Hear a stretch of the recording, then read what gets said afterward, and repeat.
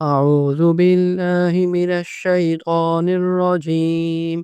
بسم الله الرحمن الرحيم. وإذا لقوا الذين آمنوا قالوا آمنا وإذا خلوا إلى شياطينهم قالوا إنا معكم إنما نحن مستهزئون. الله يستهزئ بهم ويمدهم في طغيانهم يعمهون. أولئك الذين اشتروا الضلالة بالهدى فما ربحت تجارتهم وما كانوا مهتدين. مثلهم كمثل الذي استوقد نارا فلما أضاءت ما حوله ذهب الله بنورهم وتركهم في ظلمات لا يبصرون. صم بكم عمي فهم لا يرجعون.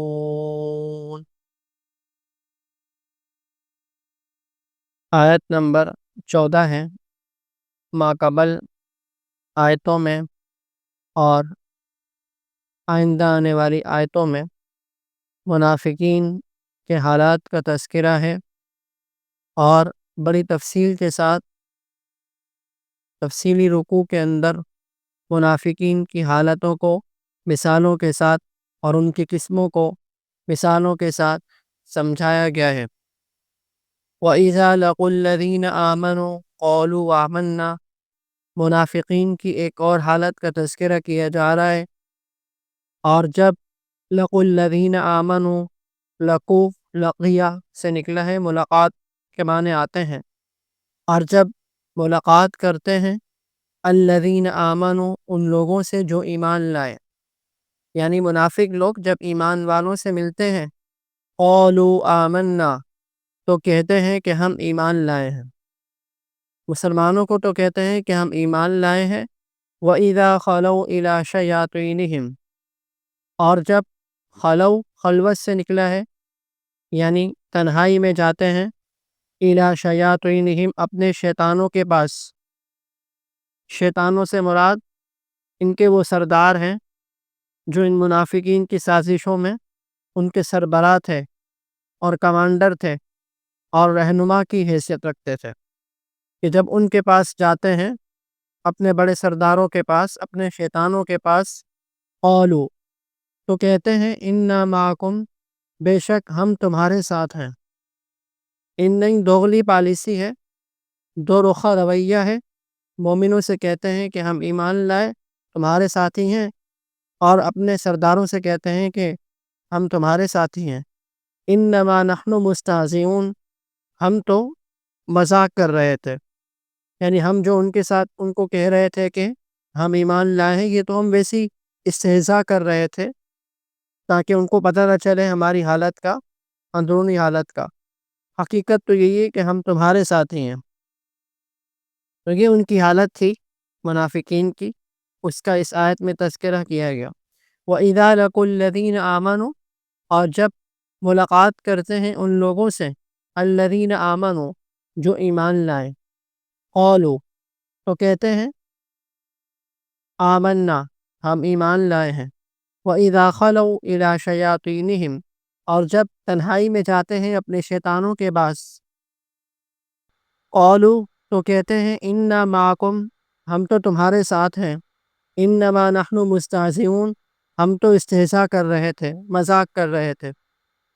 اللہ یستہزئ بہم، اللہ ان سے مذاق کرتا ہے، مذاق کا معاملہ کرتا ہے. وَيَمُدُّهُمْ، اور ڈھیل دیتا ہے ان کو، فی طغیانہم، طغیان سرکشی کو کہتے ہیں، ان کی سرکشی میں، یعمہون، کہ وہ بہکتے رہیں، وہ اپنی سرکشی میں بھٹکتے رہیں، ان کو اللہ تعالیٰ ڈھیل دے رہا ہے.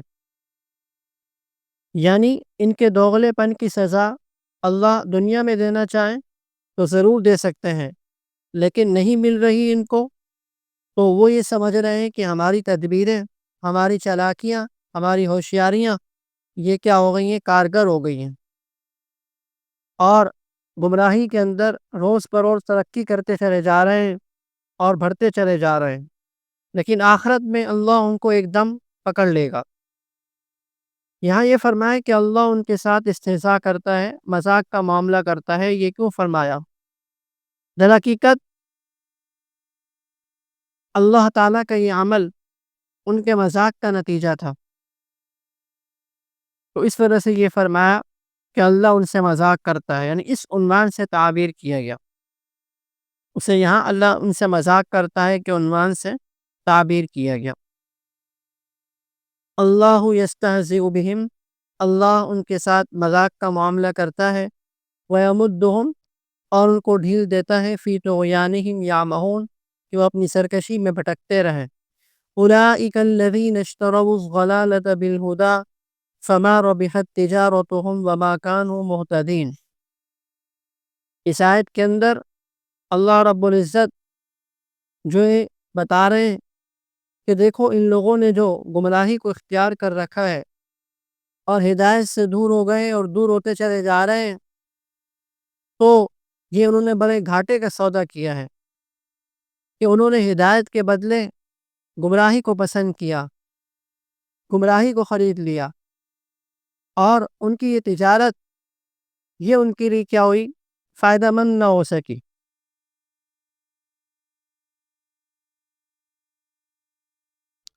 اللہ تعالیٰ نے، یاد رکھیے، ہر شخص کو، پہلے ترجمہ دیکھ لیتے ہیں اس کا۔ اولئک الذین اشتروا الضلالہ، یہ وہ لوگ ہیں، یعنی منافقین کا تذکرہ چل رہا ہے، یہ وہ لوگ ہیں۔ اولئک اشارے کے لیے آتا ہے، اور اس اشارے کے لیے آتا ہے جو کہ کیا ہوں؟ دور ہوں۔ اولئک عموماً اس کے لیے استعمال ہوتا ہے، لیکن کبھی اس کے معنی یہ کے بھی ہو جاتے ہیں، جیسے یہاں پر یہ کے لیے استعمال ہو رہا ہے کہ یہ وہ لوگ ہیں الذین اشتروا الضلالہ، کہ یہ وہ لوگ ہیں کہ جنہوں نے خرید لیا گمراہی کو بالہدی، ہدایت کے بدلے میں۔ اشترا خریدنے کو کہتے ہیں، ضلالت گمراہی کو کہتے ہیں، اور ہدی ہدایت کو کہتا ہے۔ فما ربحت تجارتہم، فا لہذا، ما کا مطلب نفی کے معنی میں، پس نہیں نفع مند ہوئی تجارتہم، ان کی تجارت، وما کانوا مہتدین، اور نہ انہیں صحیح راستہ نصیب ہوا۔ یاد رکھیے، اللہ رب العزت نے ہر شخص کو فطرت ایمان پر پیدا کیا، اس کو عقل دی، اسے ہوش دیا، انبیاء کرام علیہ السلام کو بھیجا، اللہ رب العزت نے کتابیں نازل کی، اور پیغمبروں نے تبلیغ کی، اللہ رب العزت کا پیغام پہنچایا۔ یہ ساری باتیں ہوئیں، ان سب کے باوجود اگر کوئی شخص ہدایت کو اختیار نہیں کرتا اور گمراہی کو اختیار کرتا ہے، تو گویا یہ ہدایت کے بدلے گمراہی کو خریدنے والا بن گیا ہے، کہ اس نے اپنی عقل و بصیرت کی جو پونجی تھی، جس کے ذریعے ہدایت پر چل سکتا تھا، اس کو ضائع کر دیا اور گمراہی کو اختیار کر لیا، اور اپنی جو پونجی تھی وہ اس نے گمراہی حاصل کرنے میں لگا دی۔ تو ایسے لوگوں کی یہ تجارت نفع مند نہیں ہوئی۔ فما ربحت تجارتہم، ان کی یہ تجارت نفع مند نہیں ہوئی، بلکہ سراسر نقصان اور خسران کا باعث ہے، گھاٹا ہی گھاٹا ہے، کہ حقیر دنیا کے لیے اور دنیا کے چند روزہ مزوں کے لیے گمراہی اختیار کر لی اور ہدایت سے منہ موڑ لیا، آخرت کی بربادی کو خریدا، فطرت سلیمہ جو ان کی پونجی تھی اس کو برباد کیا، اور جب یہ سارے کام کریں گے اور تو پھر نفع کیسے ہوگا؟ نفع کیسا تجارت کے اندر؟ اس نقصان کو یہ نفع سمجھ رہے ہیں، اور سمجھ رہے ہیں کہ ہم نے بڑی ہوشیاری کی اور ہم بڑا اچھا معاملہ کر رہے ہیں، دوگنی پالیسی اپنا رہے ہیں، کہ دل کے اندر کفر ہے لیکن ظاہر میں ایمان کر رہے ہیں، مسلمانوں سے کہہ رہے ہیں کہ ہم تمہارے ساتھ ہیں، اور اپنے سرداروں کے پاس، اپنے شیطانوں کے پاس جا رہے ہیں تو کہہ رہے ہیں ہم تمہارے ساتھ ہیں، ہم تو مذاق کر رہے تھے، اور اس پر بڑے خوش ہیں، حالانکہ یہ نقصان میں ہے۔ اور نقصان کو نفع سمجھنا یہ بڑی ہی حماقت ہے۔ اہل ایمان کو دھوکہ دیا، ان کو بیوقوف بنایا، اور خود ہی حقیقت میں دھوکے میں پڑے ہوئے ہیں اور برباد ہو رہے ہیں۔ اولئک الذین اشتروا الضلالۃ بالہدی، یہ وہ لوگ ہیں جنہوں نے خرید دیا گمراہی کو بالہدی، ہدایت کے بدلے میں۔ فما ربحت تجارتہم، لہذا ان کی تجارت نفعمند نہیں ہوئی۔ وما کانوا مہتدین، اور نہ انہیں صحیح راستہ نصیب ہوا۔ آگے اللہ رب العزت منافقین کی دو قسمیں ہیں۔ دو قسم کے منافقین تھے، ان کو دو مثالوں کے ذریعے سے سمجھایا جا رہا ہے کہ پہلی قسم کے منافقوں کی حالت یہ ہے اور دوسری قسم کے منافقوں کی حالت اس طرح سمجھو۔ اس مثال کے ذریعے سے اللہ رب العزت نے واضح کیا۔ پہلے قسم کے منافق وہ منافق تھے کہ جن کے سامنے اسلام کے دلائل بالکل واضح ہو چکے تھے، اس کے باوجود نفاق کی گمراہی میں پھنسے ہوئے تھے اور راہ راست پر نہیں آتے تھے۔ تو ان کا یہاں پہ تذکرہ ہو رہا ہے کہ ان کی مثال کیسی ہے۔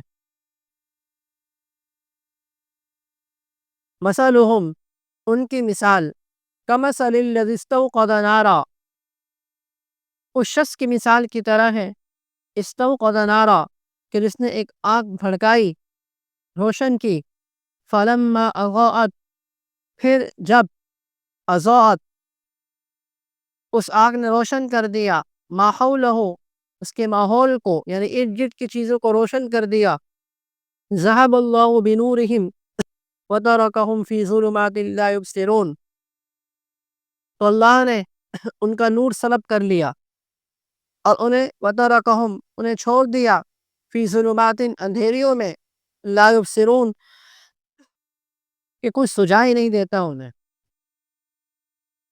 یہ ان کی مثال بیان کی جا رہی ہے۔ اسلام کے جو واضح دلائل ہیں نا، اس آیت کے اندر آگ کی روشنی سے ان کو تشبیہ دی گئی۔ روشن تھے بالکل، جیسے آگ روشن ہوتی ہے، اسلام کے دلائل بھی روشن تھے، اور جب روشنی ہو تو ارد گرد کی چیزیں صاف نظر آتی ہیں نا، تو اسلام کے دلائل بالکل واضح تھے اور اس کی حقیقت اسلام کی ان پر واضح ہو چکی تھی، لیکن ضد اور عناد کی وجہ سے پھر کیا ہوا، جب نہیں مانا انہوں نے تو اللہ نے یہ روشنی ان سے سلب کر لی، اور وہ دیکھنے کی قوت سے کیا ہوگا، محروم ہوگا۔ جیسے روشنی اگر ختم کر دی جائے تو اندھیروں میں رہ جاتا ہے نا، کہ جس نے آگ کو بھڑکایا تھا، روشن کیا تھا، اور یکایک وہ اندھیریوں میں چلا جاتا ہے کہ اگر آگ بجھ جائے۔ تو اسی طریقے سے ان لوگوں نے ضد اور عناد اختیار کیا، نہیں مانا، تو اللہ نے یہ روشنی ان سے سلب کر لی، دیکھنے کی قوت سے کیا ہوگا، محروم ہوگا یہ لوگ۔ مثلہم، ان کی مثال، کمثل، اس شخص کی مثال کی طرح ہے، الذی استوقد نارا، کہ جس نے آگ کو روشن کیا، فلما اضاءت، پھر جب اس نے اضاءت، روشن کر دیا، ما حولہ، جو اس کے ارد گرد کی ہے چیزیں، اس کو، ذہب اللہ بنورہم، تو اللہ نے ان کا نور سلب کر دیا، وترکہم، اور چھوڑ دیا ان کو، فی ظلمات، اندھیریوں میں، لا یبصرون، کہ انہیں کچھ سجائی نہیں دیتا، صم بکم عمی فہم لا یرجعون، صم، بہرے ہیں، بکم، گونگے ہیں، عمی، اندھے ہیں، فہم لا یرجعون، چنانچہ اب وہ واپس نہیں آئیں گے۔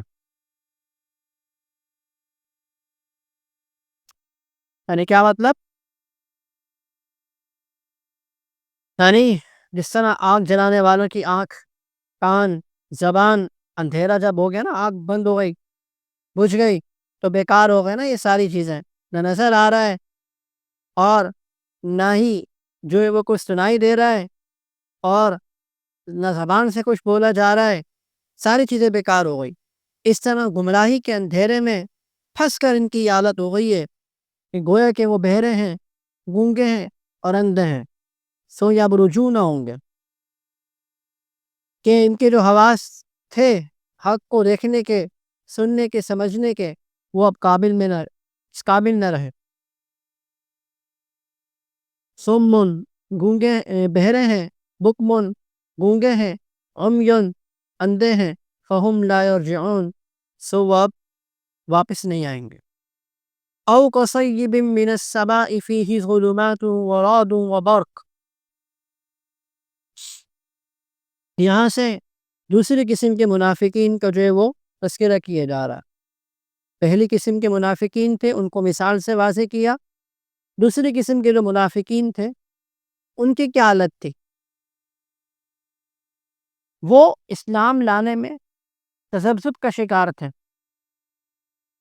اسلام کے دلائل، حقانیت جب ان کے سامنے آتی تو اسلام کی طرف تھوڑا جھکاؤ پیدا ہوتا، اسلام کی طرف کچھ قدم بڑھاتے، لیکن جب یہ دیکھتے کہ اسلام میں تو نماز بھی پڑھنی ہے پابندی سے، روزے بھی رکھنے ہیں، زکوٰۃ بھی کر دینی ہے، حج بھی کرنا ہے، یعنی ذمہ داریاں بھی پوری کرنی ہیں، اور اسلام میں تو حلال اور حرام کی بھی باتیں ہیں، فلاں چیز حلال ہے اور فلاں چیز جو وہ حرام ہے، اس سے اللہ نے منع کی ہے، اس سے رکنا ہے۔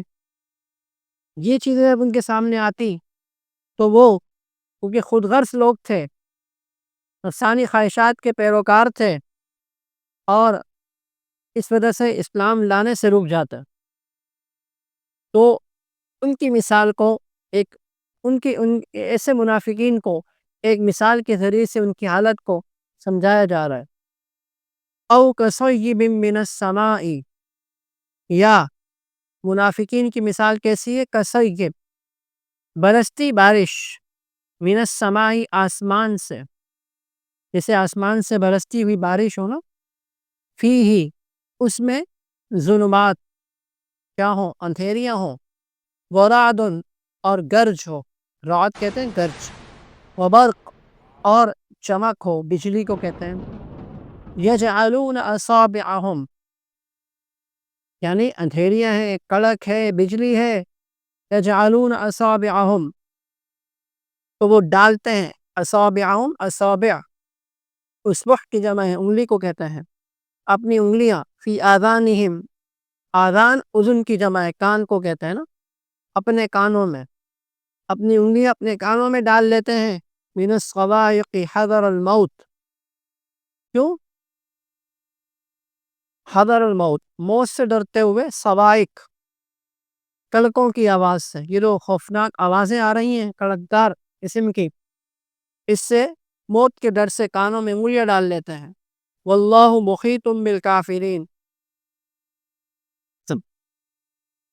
اور اللہ نے کافروں کو گھیرے میں لے رکھا ہے، کافروں کا احاطہ کر رہے ہیں اللہ تعالیٰ۔ دیکھیے یہاں پر اللہ تعالیٰ نے اسلام کو ایک برستی ہوئی بارش سے تشبیہ دی ہے، برستی ہوئی بارش ہے نا، اس سے تشبیہ دی اسلام کو، اور اسلام میں کفر و شرک سے منع کیا گیا نا، کفر و شرک کی خرابیوں کا جو بیان ہے اسلام میں، اسے اندھیریوں سے تشبیہ دی، یعنی جو فرمایا نا فیہ ظلمات، اس میں اندھیریاں ہیں، اور کفر و شرک جو اختیار کرے گا تو اسلام میں اس پر عذاب کی وعیدیں ہیں، فلاں عذاب ہے، ہمیشہ ہمیشہ کے لیے جہنم ہے۔ تو یہ جو عذاب کی وعیدیں ہیں کفر و شرک کو اختیار کرنے سے، تو انہیں تشبیہ دی گئی گرج سے، یہ جو ہے نا ورعد وبرق، گرج ہے اس سے، اور جو قرآن میں حق کے دلائل، حق کے جو دلائل ہیں قرآن میں، اور جو قرآن حق کو جو تھامنے والے لوگ ہیں، حق کو اختیار کرنے والے لوگ ہیں، ان کے لیے جنت کے وعدے ہیں نا، تو انہیں بجلی کی روشنی سے تشبیہ دی گئی ہے۔ انہیں یہ جو فرمایا نا کہ برق، بجلی ہے، روشنی ہے، جب یہ روشنی ان کے ساتھ چمکتی ہے تو وہ چل پڑتے ہیں، اور اب روشنی کی چمک دیکھی نا، اسلام کی نورانیت اور اسلام کی چمک دیکھتے ہیں تو دل مائل ہوتا ہے، جھکاؤ ہوتا ہے کہ اسلام کو اختیار کرنا، لیکن تھوڑی ہی دیر میں خواہشات آ جاتی ہیں، خواہشات کی ظلمت چھا جاتی ہے، تو کیا ہوتا ہے؟ کھڑے کے کھڑے رہ جاتے ہیں، جیسے کہ آگے آیت میں اس کو بیان کیا جا رہا ہے۔ دیکھیے اس طریقے سے اللہ تعالیٰ نے ان کی حالت کو بیان کیا، جیسے کہ اگلی آیت میں بھی آ رہا ہے یکاد البرق یخطف ابصارہم، یکاد البرق قریب ہے کہ بجلی یخطف ابصارہم اچک لے ان کی نگاہوں کو، کلما اضاء لہم کہ جب بھی روشن ہوتی ہے ان کے لیے، یعنی بجلی روشنی کر دیتی، اضاء روشن کر دینا، جب بھی روشن کر دیتی ہے ان کے لیے بجلی مشوا فیہ تو وہ اس میں چلنے لگتے ہیں، وَإِذَا أَظْلَمَ عَلَيْهِمْ قَامُوا اور جب وہ بجلی ان پر اندھیرا کر دیتی ہے تو کھڑے کے کھڑے رہ جاتے ہیں۔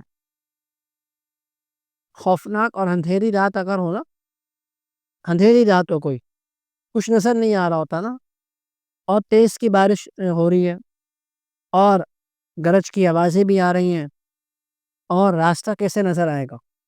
اندھیرا ہے نا، لیکن بجلی کی چمک آتی ہے، آوازیں بھی آ رہی ہیں، ساتھ ساتھ بجلی کی چمک بھی آ رہی ہے۔ بجلی کی چمک آتی ہے تو کچھ نظر آیا کہ بھائی راستہ یہ ہے، یہاں سے چلنا ہے، یہ راستہ ہے، یہاں سے یوں جانا ہے۔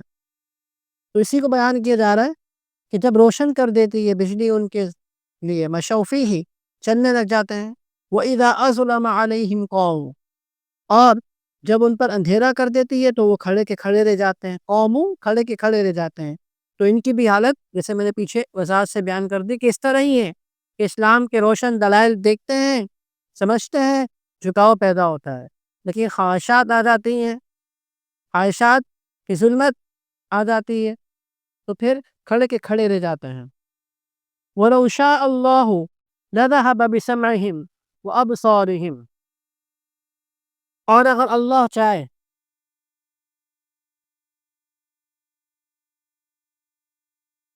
لَذَهَبَ بِسَمْعِهِمْ تو لے جائے ان کی سماعت کو، وَأَبْصَارِهِمْ اور ان کی دیکھنے کی طاقتوں کو، ان اللہ علی کل شیء قدیر بے شک اللہ ہر چیز پر کیا ہے، قدرت رکھتا ہے۔ دیکھیے یہ منافقین کی دو قسموں کو اللہ رب العزت نے جو ہے دو مثالوں کے ذریعے سے جو ہے وہ سمجھایا۔ ایک سوال پیدا ہوتا ہے، کیا آج کل کے دور میں بھی کوئی منافق ہے یا نہیں ہے؟ یعنی یہ جو نفاق کا جو سلسلہ تھا یہ آپ صلی اللہ علیہ وسلم کے زمانے کے ساتھ مخصوص تھا یا اب بھی موجود ہے؟ دیکھیے سرکار دو عالم صلی اللہ علیہ وسلم کے زمانے میں منافق کو کیسے پہچانا جاتا تھا، یہ سمجھنے کی بات ہے۔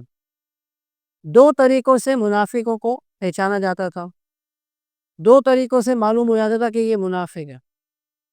ایک تو یہ کہ اللہ تعالیٰ اپنے پیارے حبیب صلی اللہ علیہ وسلم کو وحی کے ذریعے بتا دیتے تھے کہ فلاں شخص جو ہے نا وہ دل سے مسلمان نہیں ہے، منافق ہے۔ اور دوسرا طریقہ یہ ہوتا تھا کہ کوئی اسلام کے خلاف کوئی بات نکل جاتی منہ سے، یا اسلام کی مخالفت کا کوئی عمل ظاہر ہو جاتا، ثابت ہو جاتا، تو اس سے پتہ چلا تھا کہ یہ منافق ہے، یہ مسلمان نہیں ہے۔ اب دیکھیے حضور صلی اللہ علیہ وسلم کی وفات کے بعد وحی کا سلسلہ تو کیا ہو چکا ہے، ختم ہو چکا ہے نا، تو پہلی صورت تو کوئی باقی بالکل بھی نہیں رہی ہے، لیکن دوسری صورت کے بارے میں مفسرین فرماتے ہیں کہ اب بھی موجود ہے، کہ جس شخص کے کسی قول و فعل سے، کسی عمل سے اسلام کے جو قطعی عقائد ہیں ان کی مخالفت نظر آ رہی ہو، یا وہ ان کا مذاق اڑا رہا ہے، استہزاء کر رہا ہے، یا کوئی تبدیلیاں کر رہا ہے، یہ ثابت ہو جائے، اور لیکن وہ کہہ رہا اپنے آپ کو مسلمان ہے کہ میں مسلمان ہوں، تو وہ منافق سمجھا جائے گا۔ اور ایسے منافق کا نام جو ہے نا قرآن کی اصطلاح میں ملحد ہے، جیسے قرآن میں ایک جگہ فرمایا نا 24ویں پارے میں الذین یلحدون فی آیاتنا لا یخفون علینا، اور حدیث میں ایسے شخص کو زندیق کہا جاتا ہے۔ تو اس سے ہمیں ملحد اور زندیق کی تعریف بھی پتہ چل گئی۔